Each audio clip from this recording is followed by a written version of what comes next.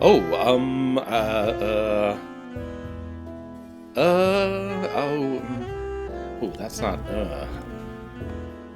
Well, I always wanted to know how being demonetized felt. Okay, so quick show of hands, who played Leisure Suit Larry? Anyone? Anyone? Yeah, thank you for your honesty. You have nothing at all to be ashamed of.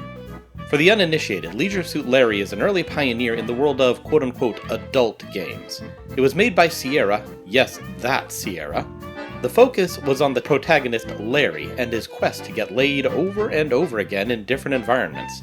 Does he ever succeed? I don't know, I never played them. Softcore material and racy jokes notwithstanding, Leisure Suit Larry was a point-and-click adventure game willing and eager to challenge the pre-ESRB world of gaming conventions. It took concepts like sex and sexuality and let the player actually interact with them instead of just reading or watching. That's the magic of video games, after all.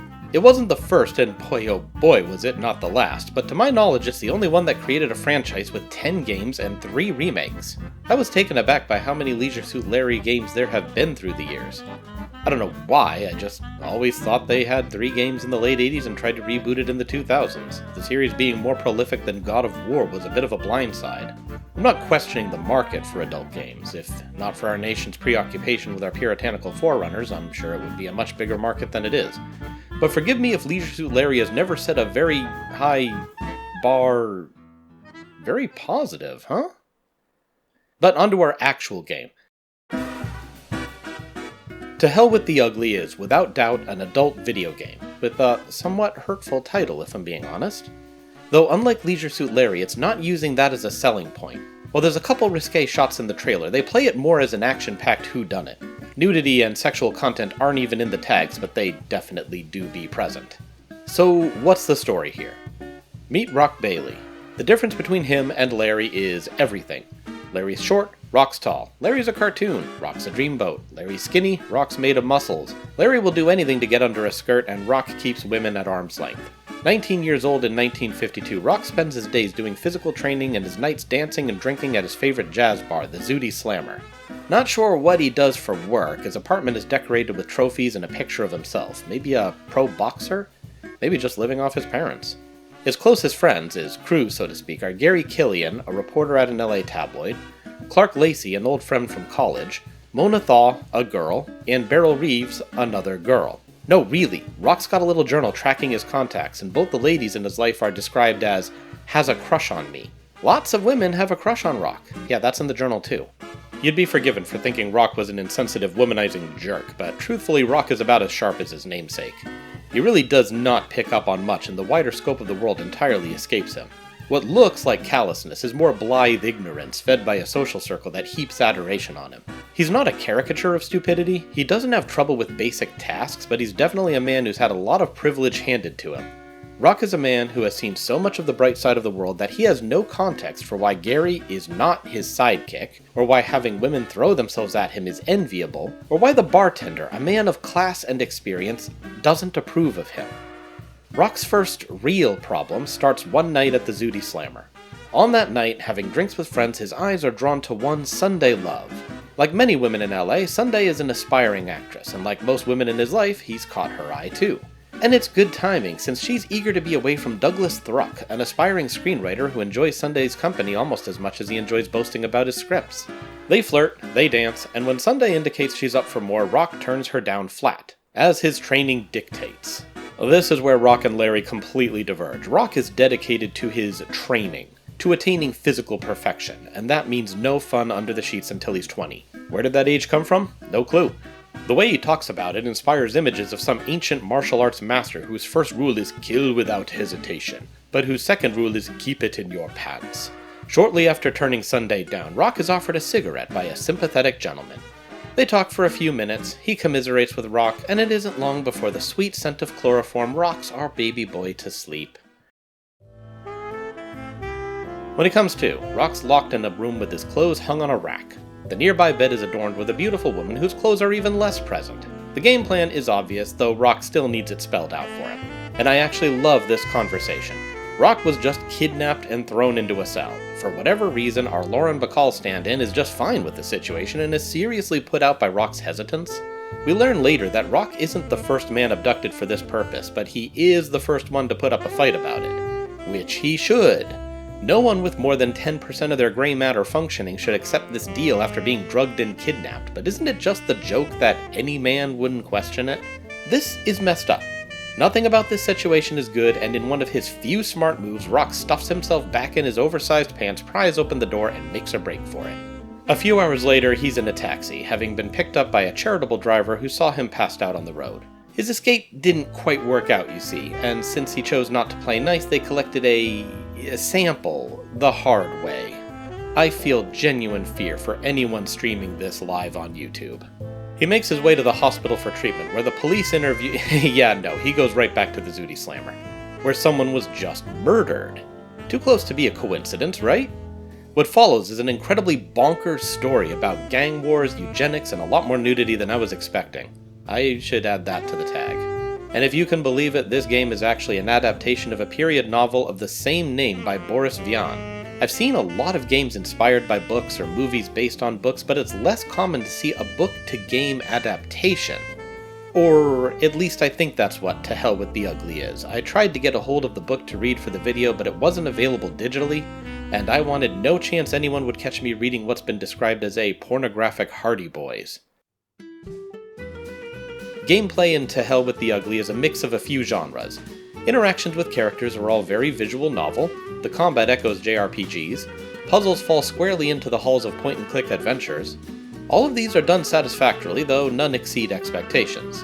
The visual novel elements hit most of the time, but miss enough that it can become tedious, mostly when it is the esteemed Mr. Thruck's turn to speak.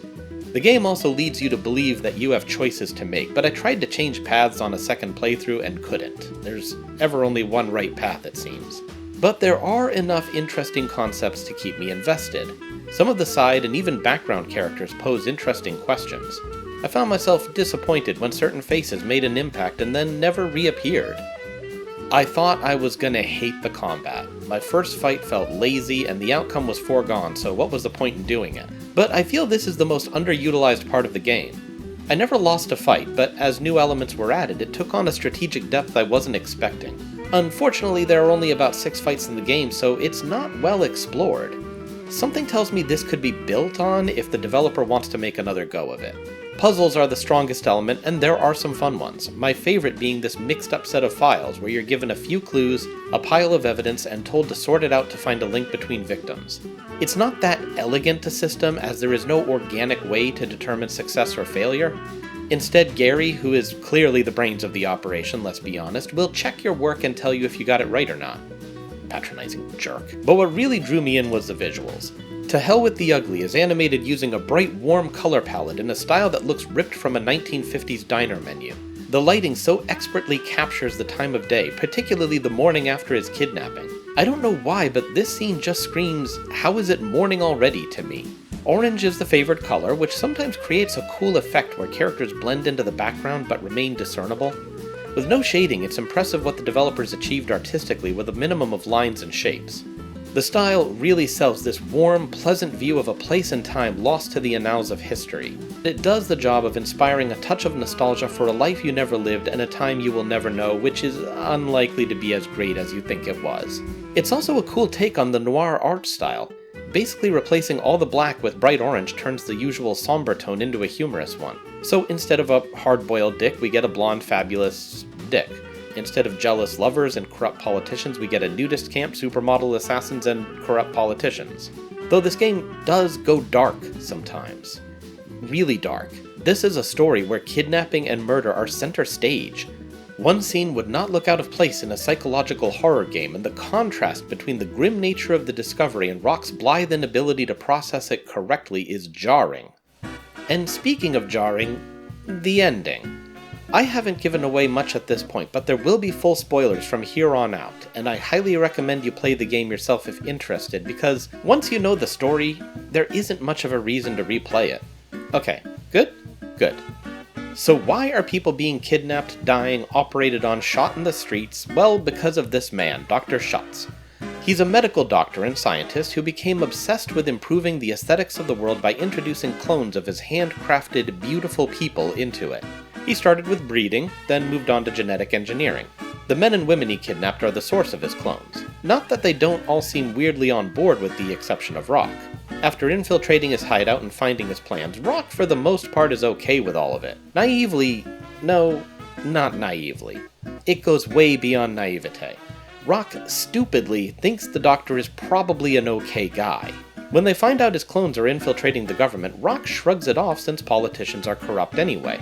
Rock's worldview doesn't let him see why more people like him with his values could be a bad thing.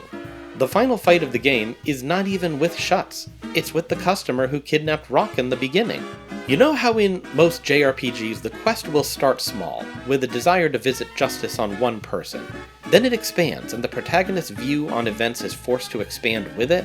Rock never gets to that point. He remains focused on beating a henchman so unimportant that he's never even named. It isn't that Rock isn't deserving of justice, but he never reaches the point of taking responsibility for something that will harm others since he doesn't see how it will harm him. Shuts is let off the hook because the FBI was usurped during the mission and he bought off the strike team with a yacht party featuring social elites and beautiful women.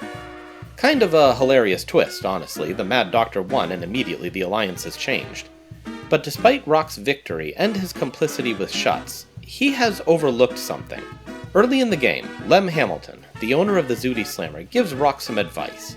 He tells him to enjoy his youth, as he won't be pretty forever. This advice becomes prophecy in the epilogue.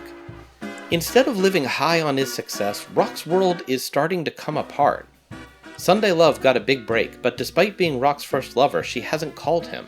His friends Mona and Beryl don't want anything to do with him. They're outraged that he picked Sunday over them, and indicate that they were never into him for anything but his appearance. To top it off, his friend Clark is suddenly receiving tons of female attention. Never a looker, Clark was always a nice guy living in Rock's shadow. But as the country continues to flood with supermodels, beauty is now the average. Ordinary guys like Clark have become special by virtue of their rarity and thus have become desirable. Only Gary is living high, since Shuts invested in his paper, giving him more success than ever. The game ends on a very flat note, with Rock leaving the bar and being told by the bouncer that all exits are final. Some of the reviews felt that this was a non-ending, or too abrupt of an ending. I can understand this. This is a short game, especially given the price. I hit credits in under 5 hours and would have appreciated more time to play. But even if the ending is abrupt, it's very fitting.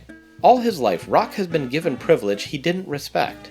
Strength he used for show, looks he used for perks. He had one true friend, Clark, and he was the friend he spent the least time and energy on. Even his quest is entirely self-interested. People are literally dying, but Rock's biggest concern is the affront to him, even when the man who orchestrated it is right there. Nothing exists for Rock outside his bubble. At the end of To Hell with the Ugly, Rock's bubble has been thoroughly popped. He's going to have to live in a world where he's not special. The clones are prettier than him, more athletic than him, definitely smarter than him. He has nothing special to offer anymore. It's a world he could have prevented if he'd only looked past his own self-importance for one boss fight. I don't know how the book ended, but I'm gonna be a little optimistic, because for all his faults, Brock's ignorance is not of the willful nature. I have to assume if he's not completely without a brain, that Rock will learn a great deal from this experience. Maybe enough for a more fully developed sequel? Well, we'll see. For now, this was To Hell with the Ugly, my shiny new game. Thanks for playing, everyone.